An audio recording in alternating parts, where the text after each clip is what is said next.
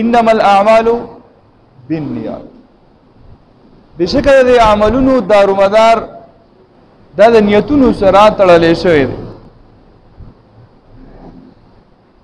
او نیت المؤمن خیر من عمله، د مؤمن دا نیت دا د هغه د عمل نه بهتر دی. د مؤمن نیت دا د هغه د عمل نه بهتر دی. یو انسان داسې دی هغه د نیکۍ اراده وفرمایله، الله رب العزت فرشتو ته فرمایي د ده دپاره نیکي ولیږئ. یو سړي صرف اراده وفرمایله، وایي چې یاره زه به دا نیکي کومه. صرف په نیکۍ ارادې سره الله رب العزت فرشتو ته وفرمایي د ده دپاره نیکي ولیږئ. فرشتې ورته عرض کوي الله د اوسه پورې خو یې لا نیک عمل نه دی کړی. خیر دی که نیک عمل یې نه دی کړی، اراده خو یې کړې ده که نه. عجیبه غوندې کې قدردانه رب دی، د نیکۍ اراده یې کړې ده، نیکي لا نه ده کړې. مثلا یو سړي نیت وکړو چې یاره انشاءالله دې اختر لکه زه ژوندی ومه نو زه به قرباني کوم، نیت یې دی. اوس قربانۍ ورځې لا راغلي دي، د قربانۍ ورځې لا نه دي راغلي، لیکن الله رب العزت فرشتو ته فرمایي د ده دپاره د قبول شوي د نفلي قربانۍ ثواب ولیږي. واجب به هله ادا کېږي چې کله په خپله باندې دا قرباني ذبحه کړي، هله به ادا کړي، لیکن د هغې نه مخکې د دې نیت ثواب بله ولیږي.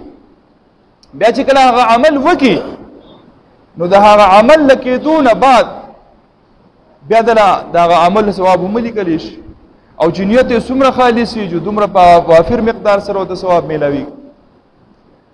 او دې بل طرف ته اوس ګورئ، یو سړی دی هغه د ګناه اراده وکړه.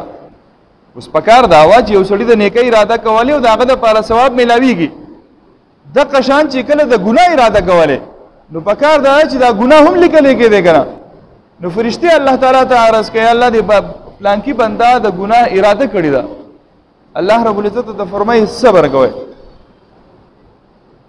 هلته په نیکۍ کې اراده یې کړې ده ویې لیکئ وله ثواب، او دلته په ګناه کې نه ګناه خو یې لا نه دی کړی،